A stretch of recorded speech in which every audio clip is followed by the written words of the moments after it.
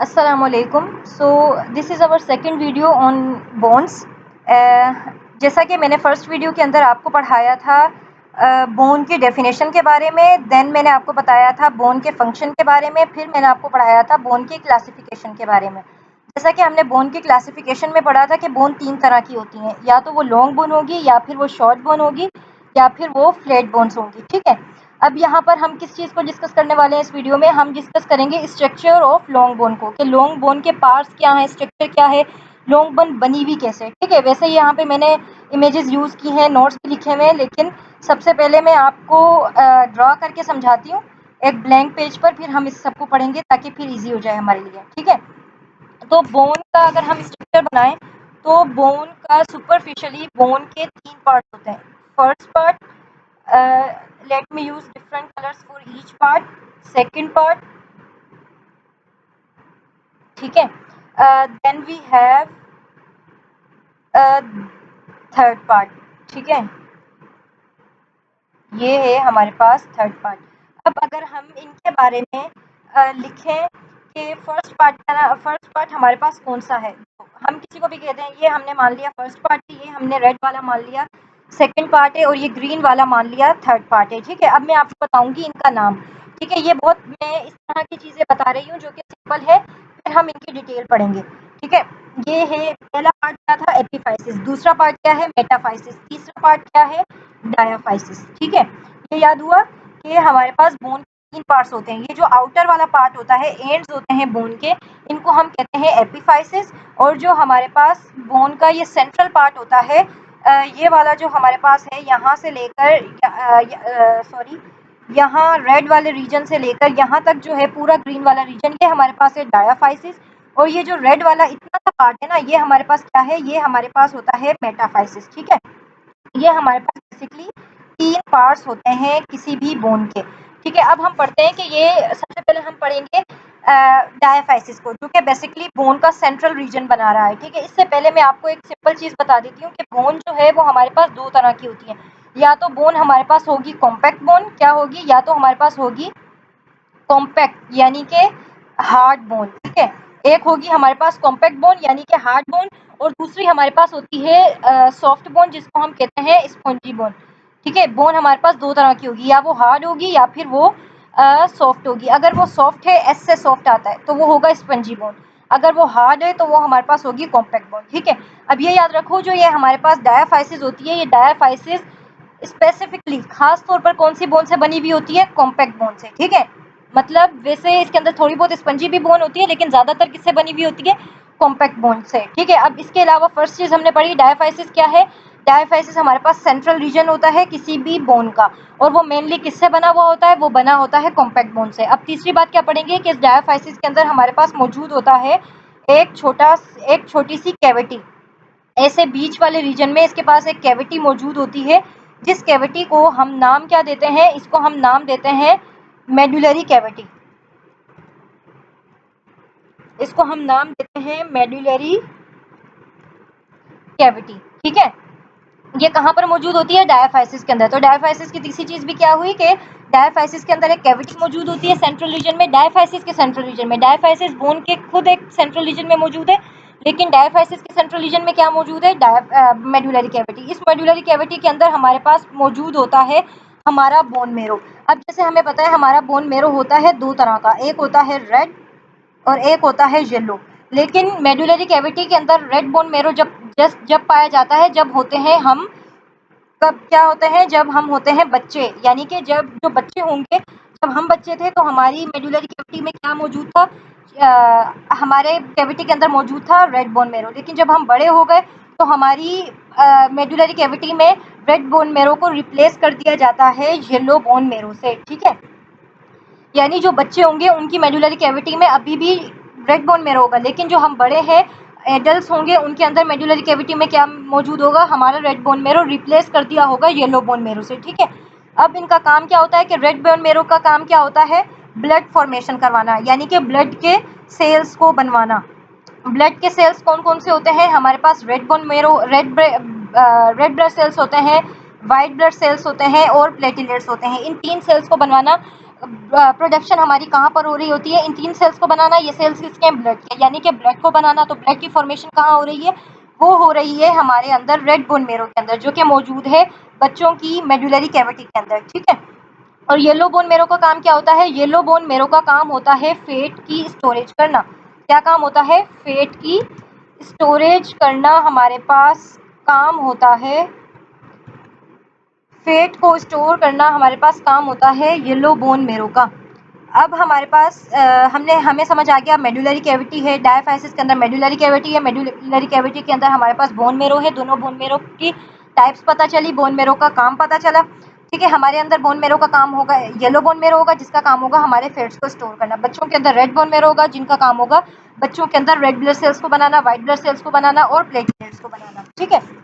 अब हमारे पास क्या है कि अब हम आते हैं एपिफाइसिस पर। एपिफाइसिस मेनली जैसे हमने पढ़ा डायफाइसिस किससे बनी हुई है, कॉम्पैक्ट बोन से, तो एपिफाइसिस मेनली किससे बनी हुई है, स्पंजी बोन से बनी हुई है, ठीक है। और इसके अंदर हमारे पास क्या होता है कि एपिफाइसिस के अंदर हमारे पास स्पंजी बोन बनी हुई है, तो ये स्पंजी बोन हमारे पास क्या होती है, सॉफ्ट होती है। सॉफ्ट क्यों होती है, क्योंकि ये कैविटीज की तरह होती है, मतलब समझो खोखलापन होता है ना, कि अगर हमारे पास कोई लकड़ी है और उसके अंदर दीमक वगैरह लग जाती है तो हम वो इस तरीके से खोखली सी दिखती है ना, इस तरीके से अंदर ऐसे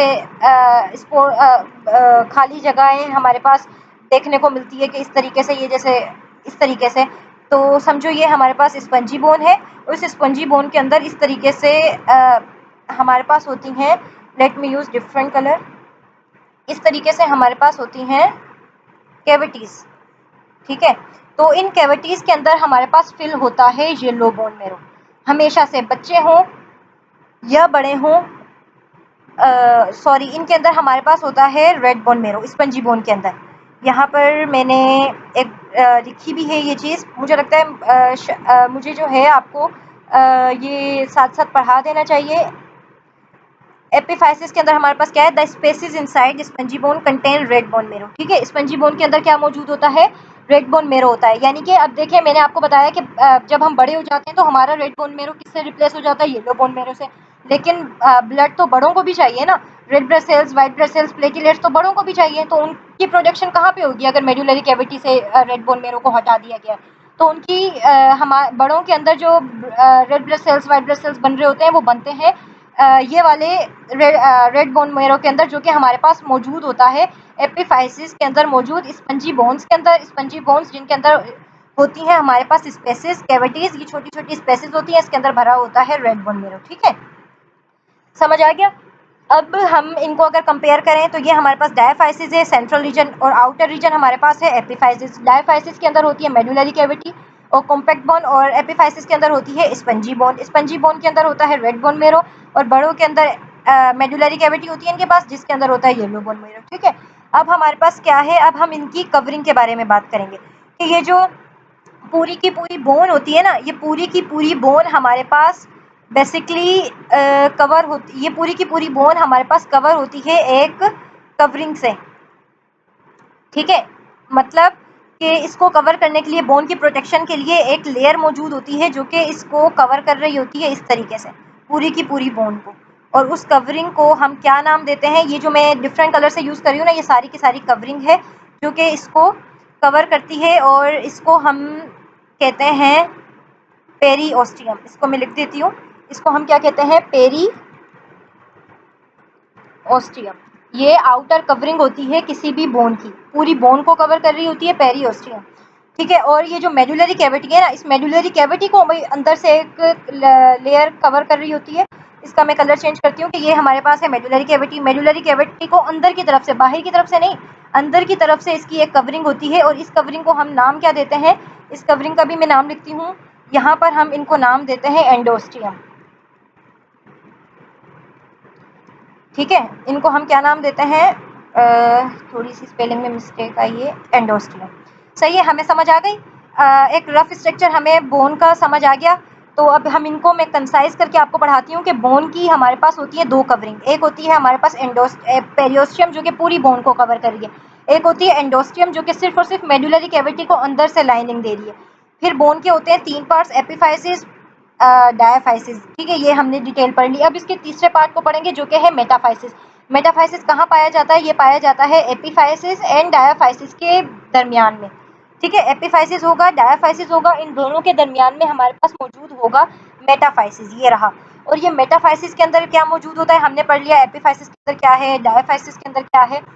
अब हम पढ़ेंगे कि मेटाफाइसिस के अंदर क्या है। तो मेटाफाइसिस के अंदर बेसिकली एक ग्रोथ प्लेट पाई जा रही होती है। देखो ये हमारे पास इसमें थोड़ा सा मैं डार्क कलर यूज करती हूँ कि समझो रेड यूज किया था ना हमने ऊपर मेटाफाइसिस के लिए, कि ये हमारे पास है मेटाफाइसिस। इस मेटाफाइसिस के अंदर हमारे पास पाई जाएगी एक ग्रोथ प्लेट इस तरीके से, और वो उस ग्रोथ प्लेट को हम कहते हैं एपिफाइजल प्लेट।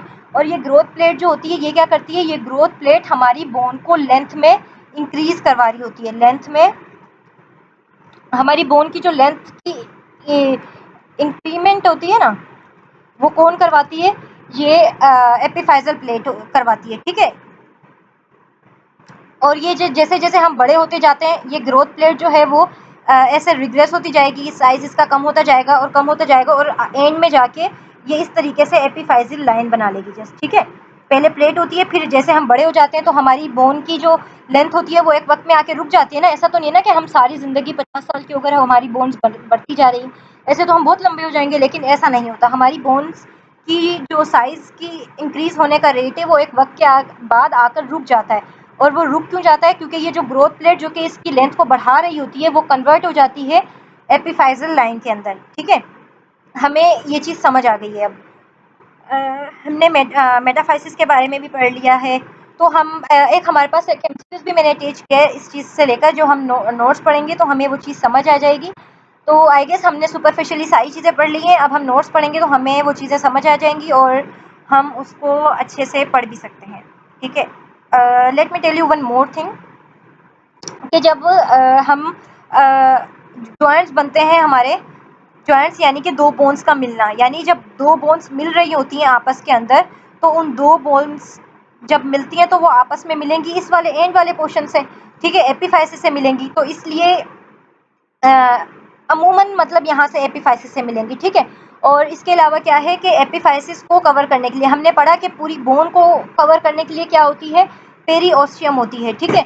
लेकिन एपिफाइसिस को कवर करने के लिए हमारे पास क्या होती है? एक और एपिफाइसिस वैसे भी कवर होती है एक और चीज़ से, कि जैसे ये हमारे पास एपिफाइसिस है ना,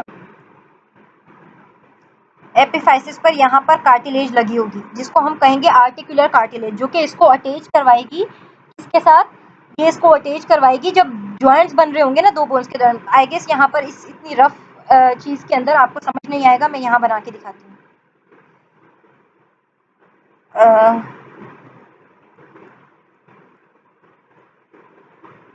एक साइड से बनाती हूँ, ठीक है। ये क्या है? इसके ऊपर हमारे पास मौजूद होगी ऐसे आर्टिकुलर कार्टिलेज। आर्टिकुलर कार्टिलेज मतलब वो कार्टिलेज जो कि दूसरी बोन से इसको जोड़ने में हेल्प करेगी, ठीक है, यानी इसको ज्वाइंट बनाने में जो हेल्प करती है ना, वो ये कार्टिलेज करती है। अब जैसे हमारे पास यहाँ पर मौजूद है फॉर एग्जाम्पल दूसरी बोन, ठीक है, और दूसरी बोन की हमारे पास आर्टिकुलर कार्टिलेज ये है, दूसरी बोन की आर्टिकुलर कार्टिलेज ये है, ये हमारी लॉन्ग बोन थी जिसकी आर्टिकुलर कार्टिलेज ये है। तो ठीक है, इस तरीके से ये बोन जो है अब मिल जाएगी, यहाँ पर जॉइंट फॉर्मेशन हो जाएगी। तो जो हमने पेरियोस्टियम पढ़ा था कि पेरियोस्टियम पूरी बोन को कवर कर रहा होता है, तो इस चीज़ को याद रखो कि जहाँ जहाँ पर आर्टिकुलर कार्टिलेज मौजूद होगी ना, वहाँ पर पेरियोस्टियम नहीं होगी, यानी कि ये पेरियोस्टियम यहाँ तक आई, यहाँ तक इसने कवर किया, ठीक है, यहाँ तक कवर किया, फिर पेरियोस्टियम यहाँ से कवर करेगी, यहाँ से इसको कवर करेगी और वापस यहाँ जाएगी। जो आर्टिकुलर कार्टिलेज को पेरियोस्टियम कवर नहीं करती, ठीक है। तो ये हमारे पास हो गई इसकी चीज़। अब हम पढ़ते हैं नोट से।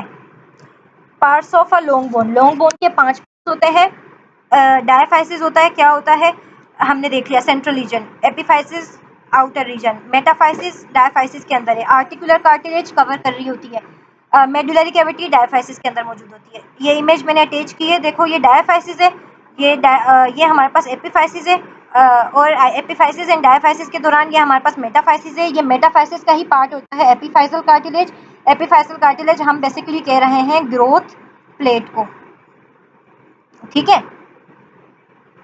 बाद में ये हमारी जब तक कार्टिलेज है तो हम ग्रो करेंगे, ठीक है, जब ये कार्टिलेज बोन में कन्वर्ट हो जाएगी, एपिफाइसल लाइन बन जाएगी ये, तो हम ग्रो नहीं करेंगे। फिर है हमारे पास डायाफाइसिस। डायाफाइसिस की लिखी हुई है कि diaphysis is the long cylindrical shaft of the bone.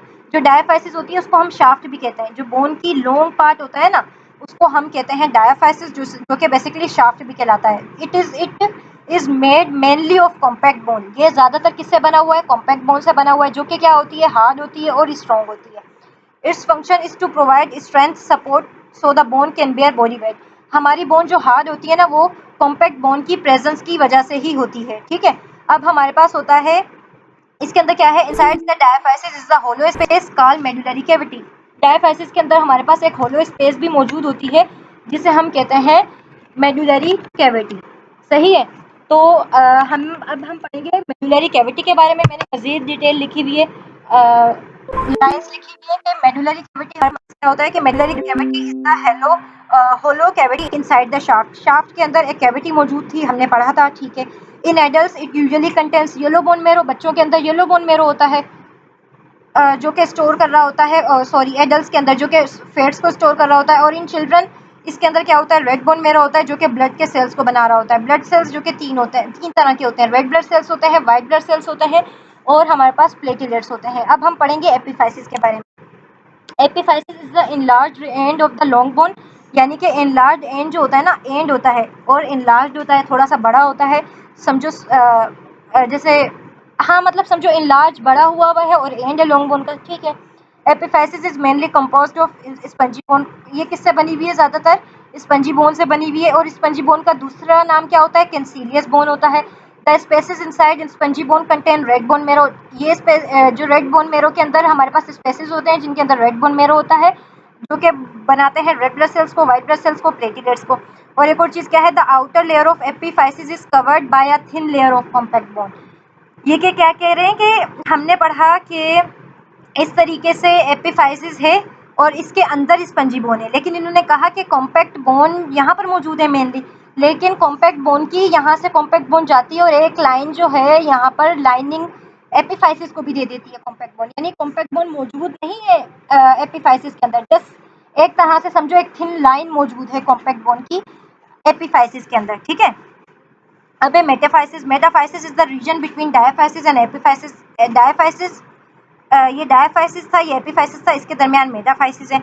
It in growing children it might contain epiphyseal plate. Growing children के अंदर, यानी जब बच्चा ग्रो कर रहा होता है, उसके अंदर एपिफाइजल प्लेट होती है, जिसको हम कहते हैं ग्रोथ प्लेट होती है, जो कि बेसिकली किससे बनी हुई होती है? कार्टिलेज से, जिसका हमने नाम क्या दिया था? एपिफाइजल कार्टिलेज नाम दिया था। ये हमारे पास है ना, इसको हमने नाम दिया था एपिफाइजल कार्टिलेज का। ठीक है। This is where the bone increases in length. यहाँ पर इंक्रीज करती है बोन अपनी लेंथ को, इसकी वजह से। आफ्टर प्यूबर्टी, जब प्यूबर्टी आ जाती है, हम बालिग हो जाते हैं, तो उसके बाद क्या होता है कि the growth plate changes into epiphyseal line and the bone stop growing in length.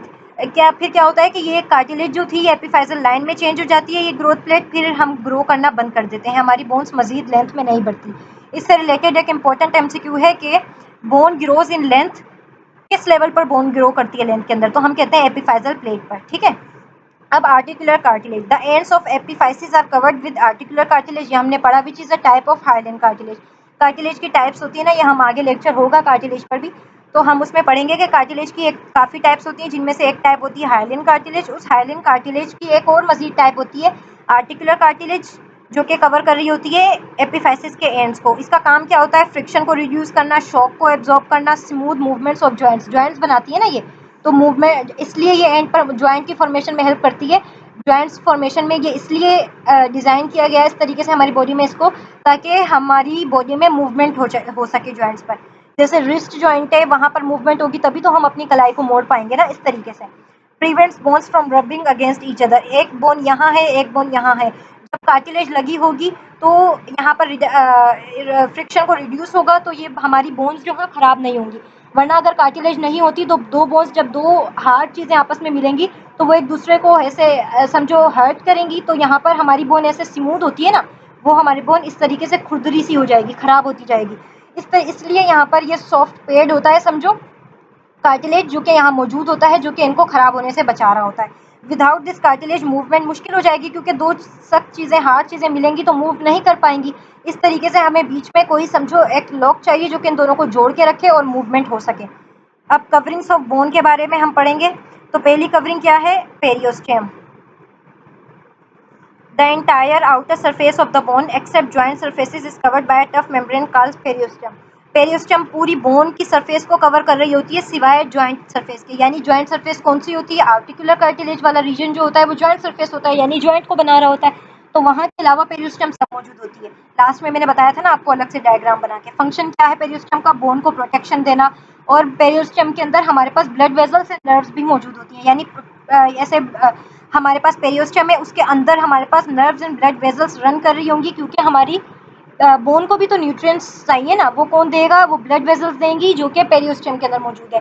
हमारी बोन को भी सिग्नल दिए जाएंगे ना हमारी ब्रेन के थ्रू, तो वो कौन देगा? वो नर्व्स देंगी, जो कि कहाँ मौजूद होंगी? पेरियोस्टियम के अंदर। और ये पेरियोस्टियम भी ब्लड बोन की ग्रोथ में हेल्प कर रही होती है। बोन अगर जब हमें फ्रैक्चर हो जाता है तो रिपेयर करने में हेल्प कर रही होती है। और जो टेंडन्स और लिगामेंट्स अटैच होते हैं ना, हमने हमने हमने पढ़ा है कि दो बोन्स को जब एक बोन के ऊपर मसल आके अटैच होता है तो वो डायरेक्ट तो अटैच नहीं होगा, वो अटैच होगा जिस चीज के लिए अटैच होगा ना मसल बोन के ऊपर, उस चीज को हम कहते हैं टेंडन। टेंडन क्या है? टेंडन जो कि अटैच करता है एक बोन को मसल के साथ। तो वो टेंडन कहाँ पर, बोन के किस पार्ट पर अटैच होगा? पेरियोस्टम पे अटैच होगा। और लिगामेंट्स जो होते हैं वो भी यहाँ पर अटैच होंगे। Think of the periosteum as the bone's protective covering. बस ऐसे समझो कि ये प्रोटेक्ट कर रही होती है, प्रोटेक्टिव कवरिंग होती है। एंडोस्टियम क्या होता है? The inner surface of medullary cavity is lined by a thin membrane called एंडोस्टियम।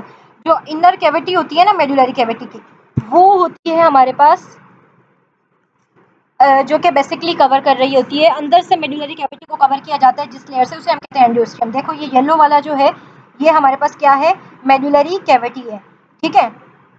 इस येलो वाले में हमारे पास मेडुलरी कैविटी है, ये इसको अंदर से, ये ग्रीन वाली जो चीज दिखा रहे हैं ना, ये हमारे पास एंडोस्टियम है जो ग्रीन वाली है, इसको ये अंदर से कवर कर रही है। ये ऐसे था, ये हमारे पास इस तरीके से है मेडुलरी कैविटी, इसको अंदर से इस तरीके से जो पूरा कवर कर रही है वो कौन कवर कर रही है? एंडोस्टियम कर रही है।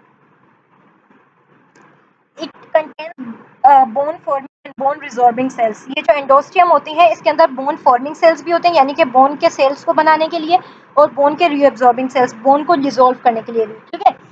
It plays an important role in bone growth and remodelling. इसलिए बोन के फॉर्मिंग सेल्स है, यानी बोन की ग्रोथ करवाएगा, बोन के मजीद सेल्स बनवा के। बोन के रिजॉर्बिंग सेल्स है, मतलब बोन के को रिजॉर्ब करने के लिए, समझो एक तरह से रिग्रेस करने के लिए भी होते हैं, जिसकी वजह से रिमॉडलिंग होती है। ये सब चीज़ें हम आगे पढ़ेंगे, अभी सुपरफिशियल ये आप चीज़ों को देख लें, ठीक है। तो हमने देखा कि बोन को 3 जगह से ग्रोथ करवाई जा सकती है। बोन की एक ग्रोथ हो सकती है एपिफाइजल प्लेट पर, बोन की ग्रोथ के एक और सेल्स कहाँ मौजूद होते हैं हमारे पास? एंडोस्टियम्स के अंदर, और दूसरा पेरियोस्टियम, यानी कि 2 कवरिंग्स एंड एपिफाइजल प्लेट बोन की ग्रो करवा रही होती है, ठीक है। ये हमारे पास यहाँ स्ट्रक्चर को, इसको भी देख लेते हैं। ये हमारे पास है फीमर, जो हमारी लेग में हमारे जो लोअर बॉडी पार्ट है वहाँ पर मौजूद होती है फीमर। थाई वाले रीजन में हमारे पास मौजूद होती है फीमर, ठीक है। ये इसका एपिफाइसिस है, ये वाला पार्ट, ये भी इसका एपिफाइसिस है, ठीक है। और एपिफाइसिस के बाद ये एपिफाइसिस है, और यहाँ से लेकर ये डायाफाइसिस है, यहाँ से लेकर यहाँ तक, ठीक है। और एपिफाइसिस एंड डायाफाइसिस को रोकने के लिए, सेपरेट करने के लिए ये मेटाफाइसिस है। मेटाफाइसिस, ये डायाफाइसिस था। डायाफाइसिस के अंदर हमारे पास ये मेडुलरी कैविटी है ग्रीन वाली, जिसको येलो वाली जिसको ग्रीन कवर कर रही है एंडोस्टियम। पेरियोस्टियम ये ब्लू वाली है, जो कि पूरी की पूरी बोन को, ये देखो यहाँ से ब्लू ब्लू दिख रहा है ना, ये पूरी की पूरी बोन को कवर करती है पेरियोस्टियम। तो ये होप सो आपको ये समझ आ गया होगा बोन का स्ट्रक्चर सारा, बोन कैसे होता है। और ये 9 मैट्रिक फर्स्ट ईयर इंटर, जिसको भी बोन के बारे में पढ़ना है वो यहाँ से पढ़ सकता है। और इसके अलावा अगर आपको ये नोट्स चाहिए तो डिस्क्रिप्शन में मैंने मेंशन किया हुआ है एक ग्रुप व्हाट्सएप चैनल का लिंक, आप उसको ज्वाइन करें, वहाँ पर नोट्स जो हैं वो शेयर किए जाते हैं, ठीक है। दैट्स इट, अल्लाह हाफिज़।